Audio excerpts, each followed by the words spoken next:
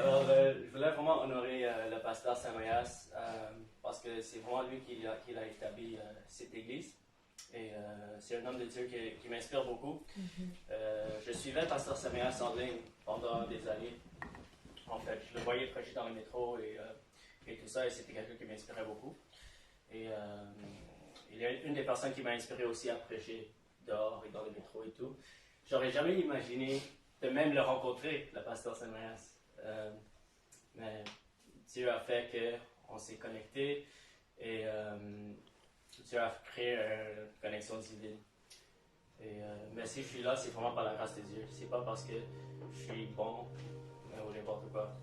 C'est vraiment par la grâce de Dieu. Et Dieu a utilisé le pasteur Samayas de vraiment donner cette opportunité, malgré tous mes défauts, malgré toutes les choses qui me fait pas qualifier pour être pasteur. Comme mon français, par exemple. Le Saint-Esprit donne la grâce. Amen. Amen. Alors, c'est ça, on va vraiment prier d'abord. Alors, merci Seigneur pour cette grâce. Merci Seigneur pour cette journée, Seigneur. Merci Seigneur pour ta présence dans ce lieu. Saint-Esprit, on t'invite maintenant. Touche le cœur des gens aujourd'hui. Seigneur, toi, tu connais les besoins de ton peuple, Seigneur. Prends tout le contrôle, Seigneur. Parle-nous ce soir, Seigneur. Rends-nous sensibles à ta voix, Seigneur, à ta parole, Seigneur. Fais ton œuvre ici. Fais ce que tu veux faire aujourd'hui, Seigneur. Prends tout le contrôle. J'annule plus de plan d'ennemi. J'annule plus tout plan de distraction au nom de Jésus. Ouvre le cœur de ton peuple, Seigneur. Parle-nous, Seigneur. Au nom puissant de Jésus. Amen. Amen. Amen. Amen. Je voulais partager un témoignage avant de commencer. En fait, c'est un témoignage de le pasteur Yogi Cho. Et pour ceux qui ne savent pas, pasteur Yogi Cho, il a la plus grande église au monde. Il a plus que 1 million de membres dans le monde. Et en fait, lui, il a commencé avec 5 personnes. Et c'est vraiment une grâce d'avoir aujourd'hui, on est presque, je ne sais pas, plus que 10 aujourd'hui. Et quand le Yogi Cho, il a commencé à prêcher, en fait, de la manière qu'il prêchait comme vraiment avec ferveur, tu vois. Et ses 5 disciples, ils disaient, on est juste 5, pourquoi tu cries dans les oreilles? Et tu sais ce que le pasteur Yogi Cho a dit? Il a dit, je suis enceinte avec 3000 âmes. Et c'est pour ça qu'il prêchait comme s'il avait 3000 âmes. Amen. Et c'est un homme de foi. Amen. Et ça, c'est un témoignage qui m'inspire beaucoup. Déjà qu'aujourd'hui, on est plus que 5. Amen. Ça m'encourage. Parce que Pasteur Yogi Cho, il a commencé avec 5 personnes. Et regarde son église aujourd'hui. Plus que 1 million de personnes. Mais, ça donne l'idée de qu'est-ce que ça va être dans le fond. Exact. Amen. Mais inquiétez-vous pas, je ne vais pas crier dans vos oreilles. Avant de devenir pasteur, en fait, c'était une grande décision. En fait, c'est pas quelque chose qu'on prend pas des décisions comme ça, juste comme ça. Tu vois. Et j'ai mis ça en prière aussi. Et j'avais le fait du Saint-Esprit. Et j'ai aussi communiqué beaucoup avec le pasteur Samayas avant de m'engager vraiment. Et j'ai demandé en fait à pasteur Samayas, c'est quoi la vision de Jésus mon refuge? Je voulais savoir c'est quoi sa direction, à quoi je m'embarque. Amen. Et tu sais ce qu'il m'a répondu? Est-ce que vous voulez savoir la vision de Jésus mon refuge? Oui. Ouais. Vous voulez savoir? Oui. En fait, c'est que le pasteur Samayas m'a répondu. Il a dit, c'est ça la vision. Jésus mon refuge. Parce que, en fait, moi je regardais en ligne et je cherchais. Et je savais, c'est quoi la vision? Parce que tu vois, dans les églises, ils mettent toujours une vision. Et Jésus mon refuge, je ne le trouvais pas. Alors je l'ai demandé. Et là, c'est pour ça qu'on n'a pas mis une vision. Parce qu'en fait, la vision est déjà écrite. Amen. Amen. Et ça aussi, c'est quelque chose qui m'a donné le paix au cœur. Et ça me disait que c'est une vision avec laquelle on peut courir. Amen. Amen. Si tu veux courir avec une vision, cours avec la Bible. Amen. Avec le Nouveau Testament. Amen. Amen. Le livre des Actes des Apôtres, c'est un livre qui m'inspire beaucoup. Et en fait, ma vie est vraiment basée sur ce livre, en fait. Le livre des Actes des Apôtres. La première Église, il nous a donné le modèle. Comment vivre la vraie vie chrétienne. Et moi, j'espère que chacun de vous a aussi ce cœur de vraiment vivre la parole de Dieu. De vraiment vivre ce que Dieu veut qu'on vive. Jésus a dit, c'est comme ça que tu veux savoir qu'ils vont savoir qu'on est ses disciples par l'amour qu'on a un pour les autres. Amen. Amen.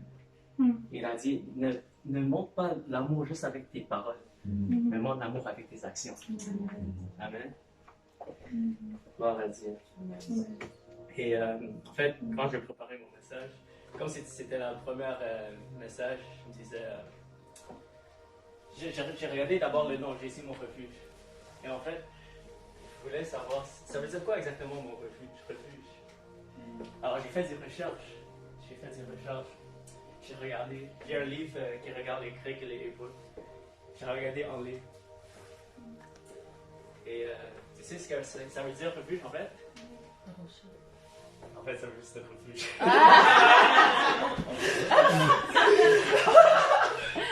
C'est ça que j'ai découvert en fait. Littéralement. C'est comme. J'ai regardé le grec et l'hébreu, ça veut dire refuge, ok? J'ai regardé en ligne, c'est écrit lieu de refuge. Oh my god! Mais en fait, même si j'ai pas vraiment trouvé en ligne, en fait, Dieu m'a parlé, je pense. Parce qu'en fait, la Bible a tout un chapitre sur la définition du refuge. Amen. Et ce chapitre, c'est en Psaume 91. Oh, wow. Alors, J'ai pas vu. j'aimerais avoir une volontaire, en fait, qui veut lire tout le chapitre. On va suivre tout le chapitre ensemble. Celui qui demeure sous l'abri du Très-Haut repose à l'ombre du Tout-Puissant. Je dis à l'Éternel, mon refuge et ma forteresse, mon Dieu en qui je me confie. Car c'est lui qui te délivre du filet de l'oiseleur, de la peste et de ses ravages. Il te couvrira de ses plumes et tu trouveras un refuge sous ses ailes. Sa fidélité est un bouclier et une cuirasse. Tu ne craindras ni les terreurs de la nuit, ni la flèche qui vole de jour, ni la peste qui marche dans les ténèbres, ni la contagion qui frappe en plein midi. Que 1000 tombent à ton côté et 10 000 à ta droite, tu ne seras pas atteint. De tes yeux seulement tu regarderas et tu verras la rétribution des méchants. Car tu es mon refuge, ô Éternel. Tu fais de très haut ta retraite. Aucun malheur ne t'arrivera, aucun fléau n'approchera de ta tente. Car il ordonnera à ses anges de te garder dans toutes tes voies. Ils te porteront sur les mains, de peur que ton pied ne heurte contre une pierre. Tu marcheras sur le lion et sur l'aspic. Tu fouleras le lionceau et le dragon. Puisqu'il m'aime, je le délivrerai. Je le protégerai, puisqu'il connaît mon nom. Il m'invoquera et je lui répondrai. Je serai avec lui dans la détresse. Je le délivrerai et je le glorifierai. Je le rassasierai de longs jours et je lui ferai voir mon salut. Amen. Amen. Le roi David, il avait la révélation de Dieu comme son refuge. Amen. Lui, sa situation, c'était vraiment la guerre autour de lui. Et lui, il savait que sa victoire ne venait pas par l'épée, la lance, le javelot. Sa victoire venait par le Dieu de l'armée de l'Éternel. Amen. Le Dieu d'Israël. Alléluia. Et en fait, aujourd'hui, j'ai écouté un homme de Dieu. Il a dit ici, en Amérique ou au Canada, on a trop d'idoles dans notre vie. Quand on est malade, on va pas à Jéhovah Rapha, le Dieu qui guérit. On va à l'hôpital. Quand on n'a pas de finances, on va pas à Jéhovah Jireh, le Dieu qui pourvoit. On va aux banques, au gouvernement. Quand on n'a pas de paix dans notre cœur, on ne va pas au Jéhovah Shalom, le Dieu qui donne la paix. On va au psychiatrique ou n'importe quoi. Hier soir, on était en fait à l'hôpital. On est parti prier pour les malades. Et je suis allé à l'urgence. Et il y avait une dame là-bas. Et dès que je lui ai offert la prière, elle a dit, en fait, elle a commencé à pleurer déjà. Elle a commencé à couler les larmes. Juste le fait que je lui ai offert la prière. Et la raison pour laquelle elle était là, c'est parce qu'elle elle était tellement inquiète de sa nièce, parce que sa nièce avait des problèmes. Et au point où elle s'est rendue à l'hôpital, à cause de cette inquiétude, à cause de cette manque de paix. Alors sa première réaction, au lieu d'aller vers le Seigneur, c'est d'aller vers l'hôpital. Mais quand on est venu, on a amené Jésus, le Prince de paix. Amen. On a prié pour elle, elle a été délivrée. Et Dieu l'a donné la paix. Et en fait, elle a accepté le Seigneur Jésus. Wow. Amen. Alléluia. Il y a tellement de gens qui souffrent dehors, mais ils ne savent pas qu'il y a un Dieu. Ils ne savent pas qu'il y a un Dieu qui guérit, un Dieu qui délivre, un Dieu qui donne la paix. Amen. Et nous, comme Église, on est les mains, on est les pieds de Jésus. Amen. On doit amener ce Dieu à ces gens. Ces gens qui courent après d'autres choses, courent après les hôpitaux, les banques et tout ça, ils se mettent en dette. Mais nous, on est les enfants de Dieu. Amen. On connaît le Dieu, notre refuge. Jésus, notre refuge. Amen. Un autre chapitre qui donne toute une définition de mon refuge, c'est le chapitre de Samuel, 1er Samuel. En fait, vous n'avez pas besoin de tourner là-bas, parce que le chapitre est trop long. C'est l'histoire de David et Goliath, en fait. Je pense que tout le monde connaît cette histoire. Hein. Goliath, il a défié l'armée d'Israël, l'armée du Dieu vivant. Et il a dit, je te mets au défi, l'armée d'Israël. Ça, c'était son première erreur. Parce que quand David a écouté ces paroles, il a dit, qui est cet Philistin, cet incirconcis, qui ose parler contre l'armée de l'Éternel? Amen. Amen. Et David, tu sais, les gens avaient tellement peur, mais David savait qui était son Dieu. Amen. Il savait, il avait cette révélation de Dieu comme son refuge. Parce qu'en fait, quand le lion a essayé de prendre un brebis, il a tué le lion. David, le petit enfant, il a tué le lion. Il a tué l'ours, quand l'ours a essayé de prendre le brebis.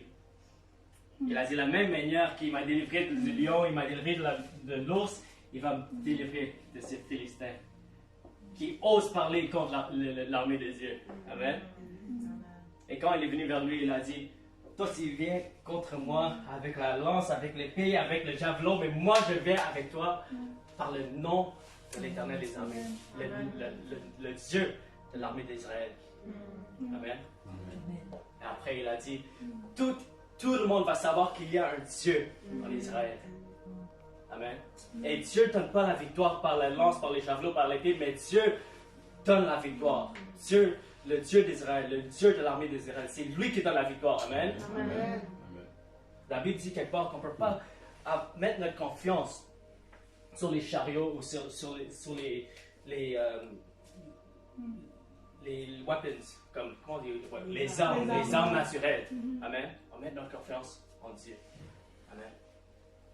Quand on a besoin de guérison, on a Jéhovah Rapha, le Dieu qui guérit. Quand on a besoin de prospérité, on a Jéhovah Jireh, celui qui pourvoit. Quand on a besoin de paix, on a Jéhovah Shalom, le Dieu qui nous donne la paix. Et en fait, on peut même simplifier tout ça. Parce que, en fait, il y a un seul nom, au-dessus de tous les noms.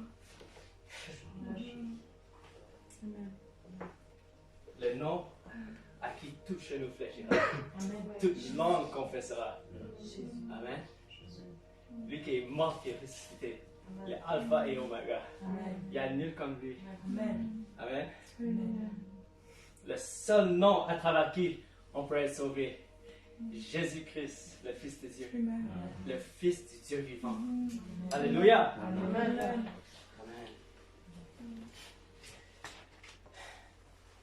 Et en fait, la Bible dit que Jésus, il était l'image visible du Dieu invisible. Jésus était le reflet de la gloire du Père. Jésus a dit, si tu m'as vu, tu as vu le Père.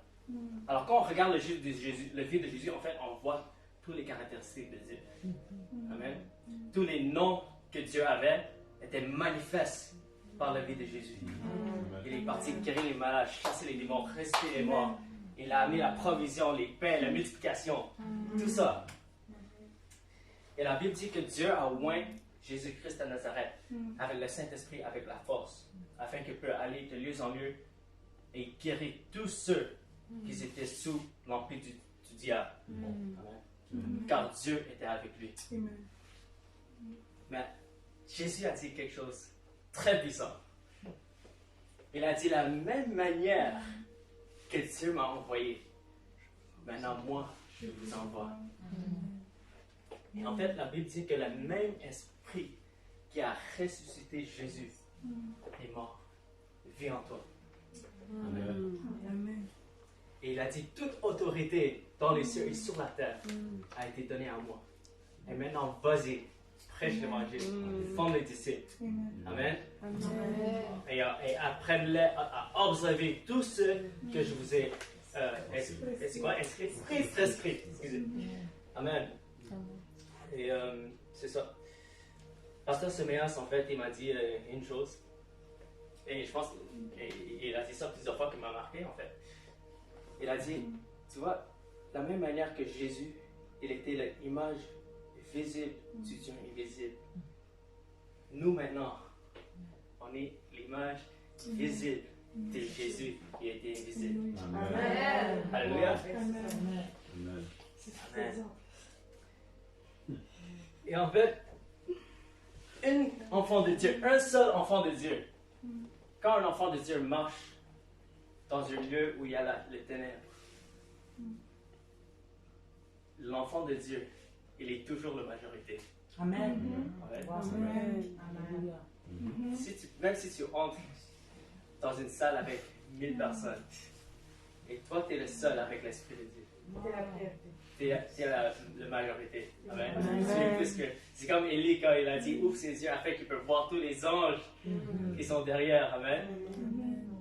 Mais ce qui est même plus puissant que ça, la Bible dit que une personne va faire fuir 1000. Amen. Deux personnes vont faire fuir 10 000. Maintenant, imaginez 10 personnes qu'on est ici. Amen. Alléluia. C'est ça l'église en fait. Ensemble, on est fortifiés. Amen. Tu vois, la vie chrétienne, c'était pas créé pour vivre seul. En fait. Et c'est ça que j'ai compris. Tu vois. Il y a beaucoup d'années dans ma vie, j'ai vécu ça. J'ai essayé de vivre la vie chrétienne seule. J'avais pas d'aide. Tu vois. Mais ça se fait pas. En fait, Dieu ne nous a pas créés comme ça. Oui, on a l'Esprit de Dieu en nous. Oui, Dieu nous fortifie. Mais juste avoir une autre personne, si tu fais la mathématique, ça te rend 10 fois plus fort. Amen. 10 000. 1000 fois 10, c'est 10 000. Amen. Maintenant, imagine 10 personnes. Ça, je ne peux même pas calculer. Mon mathématique n'est pas assez bon. Mais je peux imaginer c'est plus de 100 000. Amen. Amen. Gloire à Dieu. Et c'est pour ça qu'on est là, en fait. C'est pour ça qu'on a établi ce lieu. En fait, on est là pour un les autres. On est là pour se fortifier. Et on est là pour vivre la parole de Dieu. Amen. On est là d'obéir au commandement de Jésus. On est là pour aller prêcher l'évangile. Aller dans les hôpitaux. Aller dans les prisons. Aller dans les villes. Aller gagner les âmes. Alléluia. Et c'est ça, en fait, ce que je sens, ce qui est la vision de cette maison, en fait.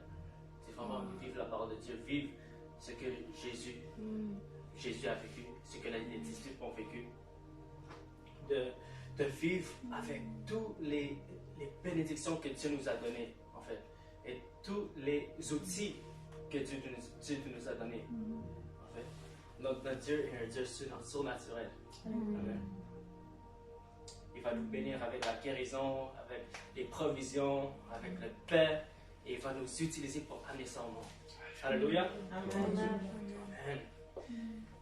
En fait, moi je suis presque fini déjà. Et j'ai juste une dernière verset à lire, en fait.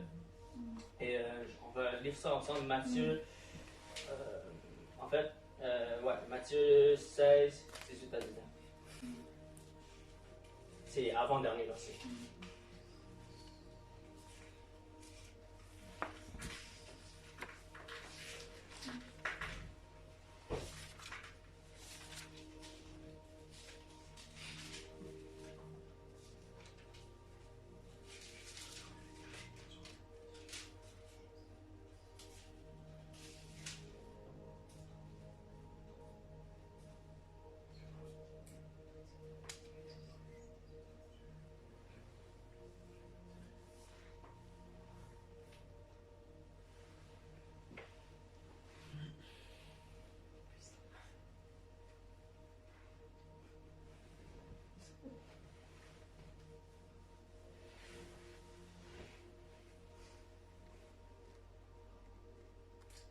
besoin d'un volontaire pour l'aider.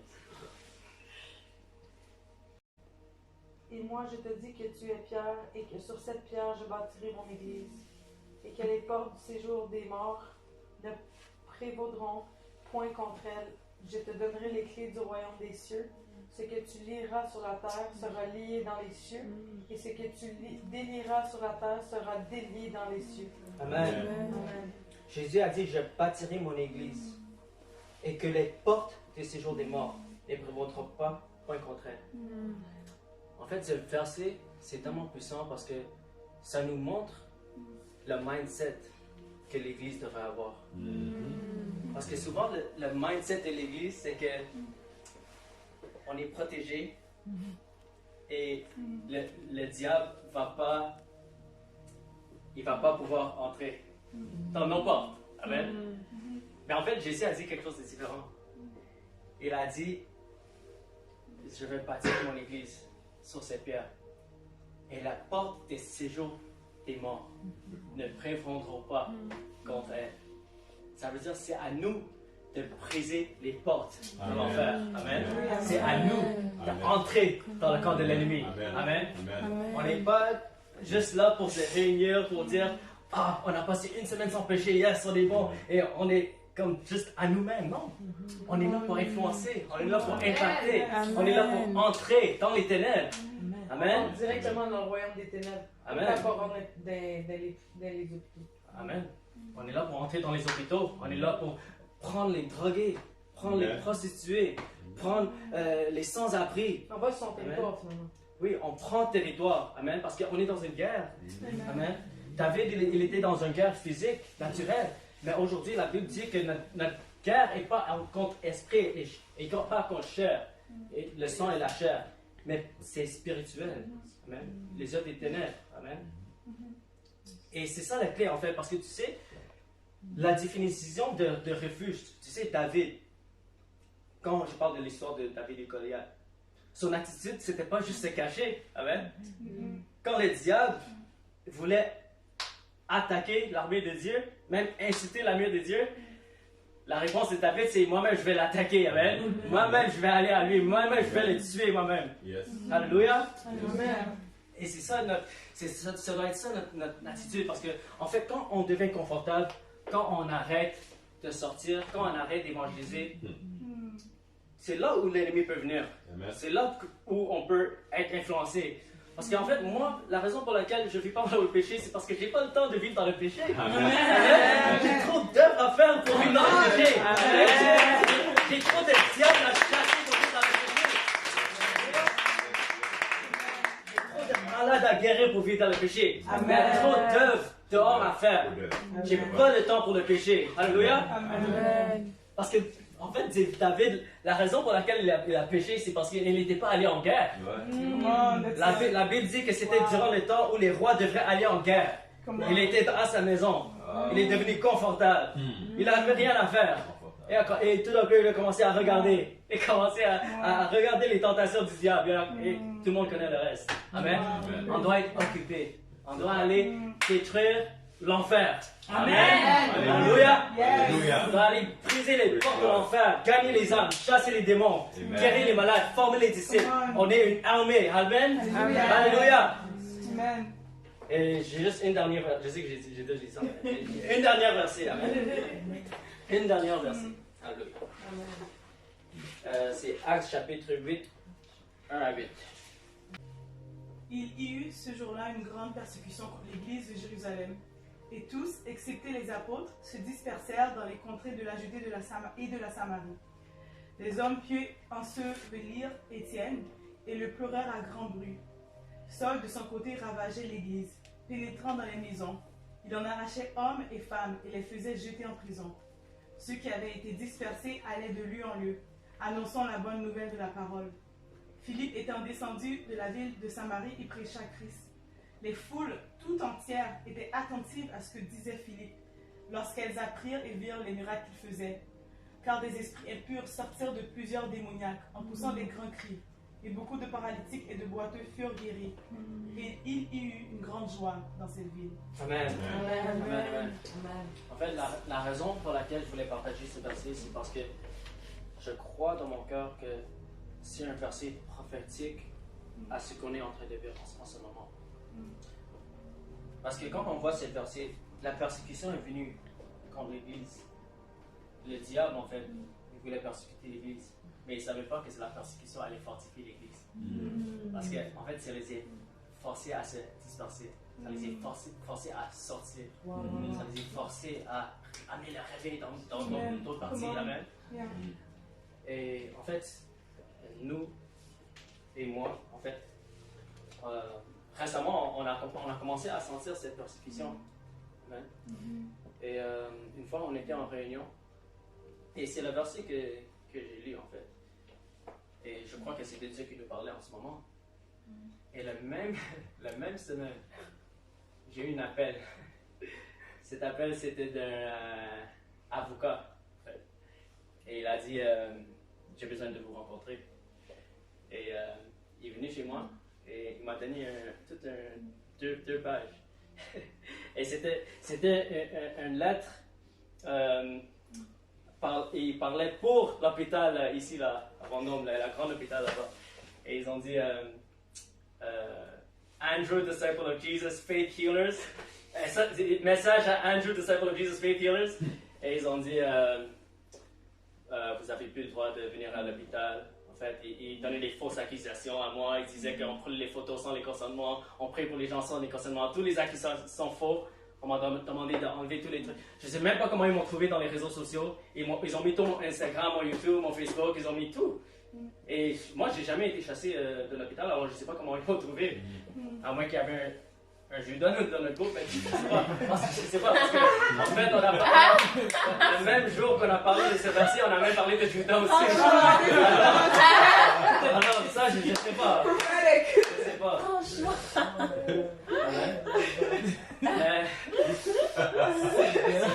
Mais c'est vrai, on a commencé à sentir cette persécution. Et en fait, on était même quand on évangelisait dans l'école, on nous chassait de l'école et toutes ces choses arrivaient. Mais en fait, je crois vraiment que c'est le temps où Dieu va utiliser cette persécution. Parce qu'en fait, après tout ça c'est arrivé, c'est là où j'ai été connecté à Pasteur Samayas. C'est là où cette église a commencé. J'ai essayé il y a juste quelques semaines.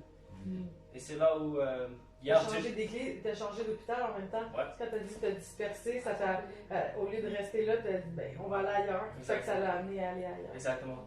Alors, même hier, on est parti à un autre hôpital et on a vu beaucoup de fruits. C'était merveilleux. Hier qu'on est parti, Dieu nous a donné la grâce, il nous a donné la faveur. Les gens, il y avait des gens qui avaient peur parce qu'ils ont peur qu'ils allaient nous chasser, mais je suis juste entré par la foi. J'ai même parlé à toutes les infirmières. J'ai dit, on est là pour prier pour les malades. Là, elle commençait à dire, ah oui, tu peux prier pour telle personne. Elle m'envoyait même dans les chambres. C'était vraiment la grâce de Dieu. Et c'était tout ouvert. Amen. Et c'est Dieu qui nous a poussés là-bas. Amen. Et maintenant, c'est le temps de réveil. Alléluia.